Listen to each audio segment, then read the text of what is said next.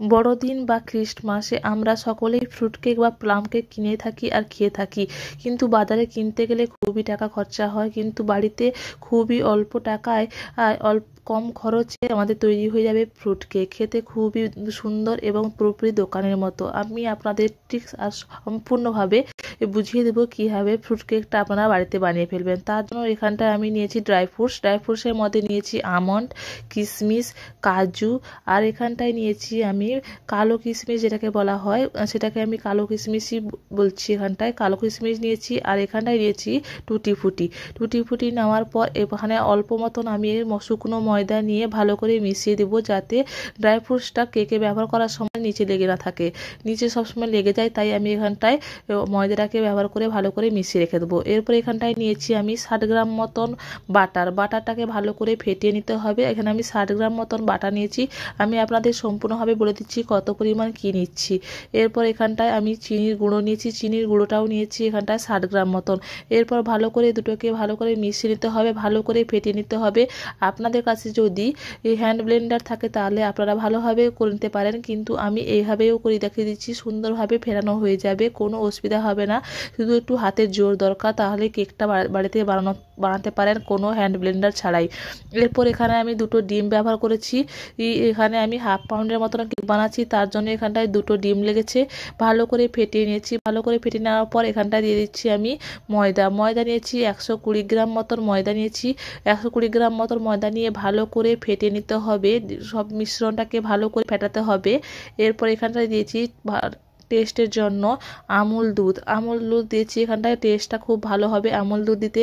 আমি আমুল দুধ দিয়েছি 25 গ্রাম মতন। এখানটায় দিয়েছি স্বাদ মতন লবণ, আর দিয়েছি সিনামন পাউডার দিয়েছি হাফ চামচ মতন, 1 চামচ মতন ভ্যানিলা এসেন্স, শুধু সুন্দর একটা গন্ধের জন্য।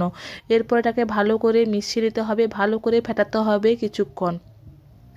দেখুন কত সুন্দর ক্রিমের মতন হয়ে গেছে, ফেটানোটা আমাদের পুরোপুরি হয়ে গেছে। এরপর এখানটায় দিতে হবে বেকিং পাউডার দিচ্ছি হাফ চামচ মতন, আর এখানটায় দিচ্ছি 1 চামচ মতন বেকিং সোডা। ভালো করে মিশিয়ে নিতে হবে সব উপকরণকে একসঙ্গে। এরপর দিয়ে দেবো এখানটায় শেষে ড্রাই ফ্রুটসগুলো যে আমি ময়দা মাখিয়ে রেখেছিলাম সেটাকে দিয়ে দেবো ভালো করে।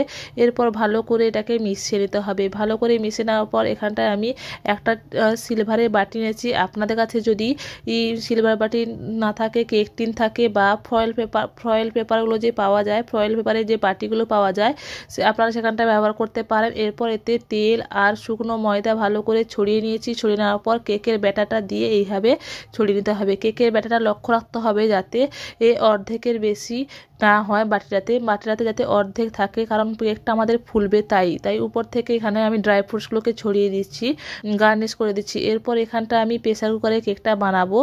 প্রেসার কুকার বানানোর জন্য আগে থেকে প্রিহিট করে রেখেছিলাম প্রেসার কুকারটাকে। প্রেসার কুকারের উপর একটা প্লেট উল্টোভাবে রেখে নিয়ে এখানটা কেকের ব্যাটারে যে বাটিটা তৈরি করেছিলাম সেটা রেখে দিব। এরপর প্রেসার কুকারে ঢাকনা লাগিয়ে দেবো। ঢাকনা লাগানোর সময় লক্ষ্য রাখবেন যাতে সিটিটা আর রাবারটা না লাগানো থাকে। 45 মিনিট পর কেকটা দেখুন আমাদের সুন্দরভাবে কালার হয়ে গেছে। কেকটা আমাদের তৈরি হয়েছে কিনা তা দেখার জন্য আমি এখানটা একটা টুথপিকের সাহায্যে দেখে নেব। কেকটা আমাদের জোরে নেই, মানে কেকটা আমাদের সুন্দরভাবে তৈরি হয়ে গেছে। এরপর এটাকে ঠান্ডা করে নেব। ঠান্ডা করে নেওয়ার পর দেখুন সুন্দর একটা কালার এসে গেছে আমাদের।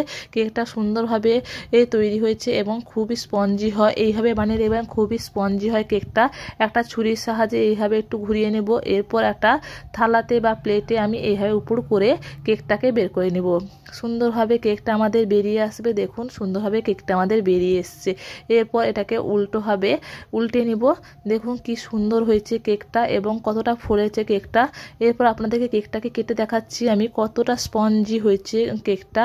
পুরোপুরি স্পঞ্জি হয়েছে কেকটা, আর খেতে খুবই দারুণ। আপনারা খুবই কম খরচে বাড়িতে তৈরি করে নেবেন ফ্রুট কেক।